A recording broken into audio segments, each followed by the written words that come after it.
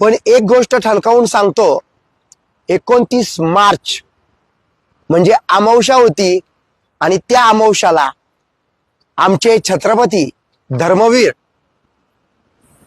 श्रीमंत संभाजी महाराजांचा बलिदान दिन होता। आणि शिवेंद्रराजे, मी तुम्हाला ठणकावून प्रश्न विचारतो, तुम्ही त्या राजघराण्यात जन्माला आला ह्याची भनक आपल्याला आहे का?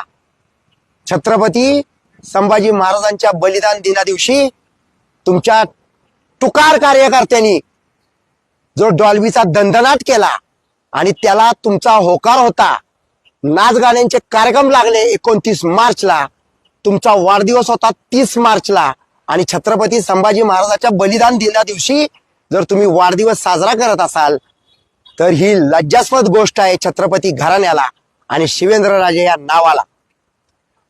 छत्रपतींचा वैचारिक वारस म्हणून मी जो प्रश्न विचारतो तुम्हाला की संभाजी महाराजांच्या आमच्या बलिदान दिना दिवशी तुम्ही डॉल्बीचा दणदणाट केला, ह्याची जर तुम्हाला जाणीव असेल तर तुम्ही आत्ता मंत्रिपदाचा राजीनामा द्या।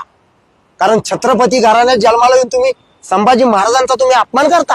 अरे तुम्ही 30 मार्चला काही केलं असतं तर मी काही बोललो नसतो। आणि दुसरी गोष्ट, पत्रकारांकडनं कळतं अनधिकृत तुम्ही बॅनर लावता। हा पहिला वाढदिवस तुम्ही एवढा मोठा करता कारण तुम्हाला मंत्रिपद मिळालं हे नशीब समजा काय। आणि ह्याच्यात तुमच्या ह्या यशामध्ये ना अभिजित बिचुकलेंचा फार मोठा वाटा आहे। वेळ आल्यानंतर सगळ्या गोष्टी येतील बाहेर।